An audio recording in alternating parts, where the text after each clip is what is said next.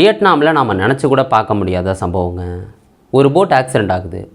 அதில் 15 பேர் இறந்து போகிறாங்க. அந்த 15 பேரில் 10 பேர் தமிழ்நாட்டை சேர்ந்தவங்க, 3 பேர் ஆந்திராவை சேர்ந்தவங்க, 2 பேர் கேரளாவை சேர்ந்தவங்க. இந்த சம்பவம் மிகப்பெரிய லெவலில் பேசப்படுது.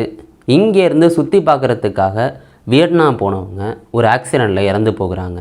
யோசிச்சு பாருங்களேன், இங்கே உள்ள குடும்பத்துக்கு எப்படி இருக்கும் அப்படின்னு. இந்த சம்பவத்தை பற்றி தான் உங்கள்கிட்ட சொல்ல போகிறேன். எல்லாருக்கும் வணக்கம், நான் தான் பாலாஜி பேசுகிறேன். என்ன நடந்திருக்கு அப்படின்னு கேட்டிங்கன்னா, இங்கே லாவா கம்பெனி இருக்குல்ல, அதாவது மொபைல் கம்பெனி. அந்த மொபைல் கம்பெனியில் டீலர்ஸு, டிஸ்ட்ரிபியூட்டர்ஸு அவங்க ஒரு அச்சீவ்மெண்ட்டை பண்ணிட்டாங்கன்னு இங்கேருந்து டூருக்கு வியட்நாமுக்கு அனுப்பி வைக்கிறாங்க.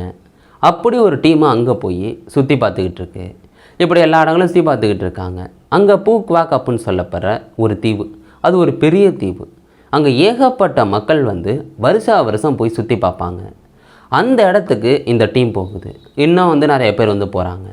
அப்படி அங்கே சுற்றி பார்த்துட்டு, சரி ஓகே நம்ம போட்டில் இன்னொரு சின்ன தீவுக்கு போவோன்னு ஸ்பீடு போட்டில் ஏறுறாங்க.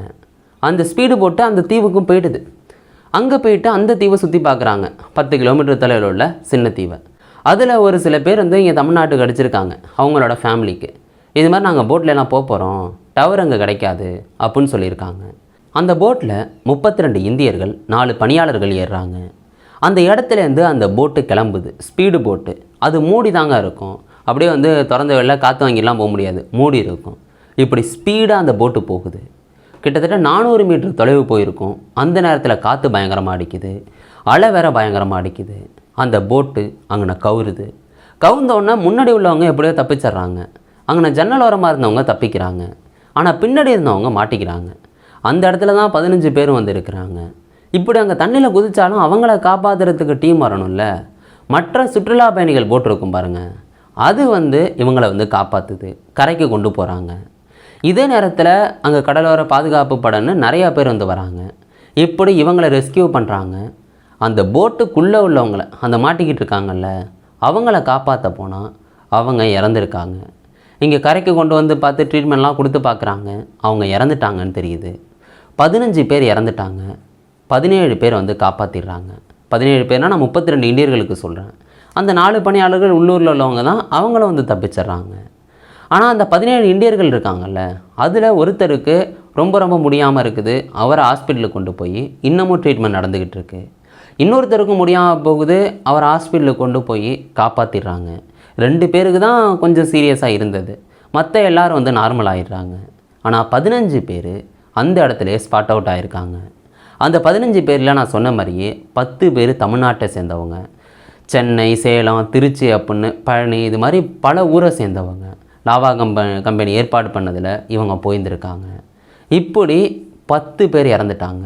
கேரளாவை சேர்ந்தவங்க 2 பேர், ஆந்திராவை சேர்ந்தவங்க 3 பேர்.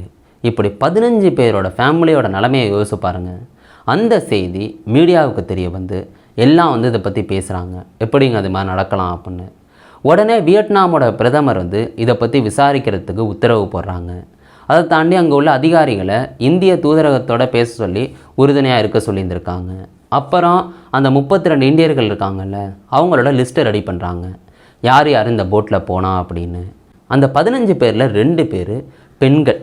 அந்த ஒட்டுமொத்த டேட்டாவும் இந்திய தூதரகம் வந்து வெளியிடுறாங்க. இவங்களோட உடல்லாம் இந்தியாவுக்கு கொண்டு வரணும், அதுக்கான பணிகளும் நடக்குது. அதை தாண்டி பிரதமர் மோடி அவங்க ஆழ்ந்த இரங்கல்கள் தெரிவிக்கிறாங்க. அப்புறம் தளபதி விஜய் அவங்க முதலமைச்சர், அவங்க இதே மாதிரி ஆழ்ந்த இரங்கல்கள் தெரிவித்து அப்புறம் உதவி எண்கள் வந்து அறிவிக்கிறாங்க. ஏன்னா தமிழ்நாட்டை சேர்ந்தவங்க தானே 10 பேர் இறந்துருக்காங்க. இப்படி அந்த உடலை கொண்டு வர்றதுக்கான பணிகள் போகுது. இங்கே தமிழ்நாட்டிலேருந்து ஒரு டீமு வியட்நாமுக்கு வந்து போயிருந்துருக்கு. இந்த உடல் வந்து இன்றைக்கி சாயங்காலம் கிளம்பி நைட்டு ஒரு 9:30 போல் மும்பைக்கு வந்து வரும் அப்படின்னு சொல்லியிருந்திருக்காங்க. ஏன்னா 3 மாநிலத்தில் உள்ளவங்களோட உடல் இருக்குல்ல, அது அதுக்கப்புறம் ஊருக்கு வந்து வரும். இப்படிப்பட்ட சம்பவம் வியட்நாமில் நடந்துருக்கு. இதில் என்னென்னா, போன வருஷம் இதே ஜூலை 19ஆம் தேதி அங்கே வியட்நாமில் ஒரு போட்டில் 46 பேர் போயிருந்துருக்காங்க. அந்த போட்டு போகும்போது பயங்கரமான இடி மின்னல்னு சும்மா புயல் காற்றெல்லாம் அடிக்குது. அதில் போகும்போது அவங்களோட இலக்குக்கு கிட்ட வந்துடுறாங்க. இன்னும் கொஞ்சம் தூரம் போயிருந்துருக்கலாம். ஆனால் அந்த நேரத்தில் தான் ஆக்சிடெண்ட் ஆகுது. அந்த போட்டு கவுந்து 39 பேர் இறந்து போகிறாங்க. நினச்சி கூட பார்க்க முடியாத ஆக்சிடெண்ட் நடந்துச்சு. அது வியட்நாம்லேயே கிட்டத்தட்ட கடந்த 20 வருஷத்தில் இப்படிப்பட்ட ஆக்சிடெண்ட் நடக்கலை. அப்புடின்னு சொல்கிற அளவுக்கு போன ஜூலையில் தான் ஆக்சிடெண்ட் நடந்துச்சு. ஆனால் அடுத்த ஜூலை, இந்த ஜூலை 11ஆம் தேதி இன்னொரு ஆக்சிடெண்ட். ஆனால் அதில் நம்ம இந்தியாவை சேர்ந்த 15 பேர் இறந்து போகிறாங்க. அதில் வந்து பார்த்துட்டிங்கன்னா இங்கே வேலூர் என்னமோ அங்கே உள்ளவங்க ஒருத்தங்க இறந்து போகிறாங்க. அவங்களுக்கு 14 வயது மகள் வந்து இருக்குது. அவங்களோட அப்பா வந்து நகை கடை வச்சுருந்துருக்காங்க. இவங்க அந்த லாவா கம்பெனி அதில் வந்து பிஸ்னஸ் வந்து பண்ணிக்கிட்டு இருந்திருக்காங்க. இப்படி டீலர்ஸு டிஸ்ட்ரிபியூட்டர்ஸ் தான் போனது. பழனியை சேர்ந்தவங்க ஒருத்தங்க இறந்துருக்காங்க. திருச்சியை சேர்ந்த 3 பேர் அப்படின்னு இத்தனை பேர் இறந்துருக்காங்க. இந்த சம்பவத்தை நீங்கள் எப்படிங்க பார்க்குறீங்க? உங்களுக்கு என்ன தோணுதோ அதை கீழே கமெண்ட் பண்ணுங்க. நாளைக்கு நான் வீடியோவில் நான் உங்களை பார்க்குறேன். Bye guys.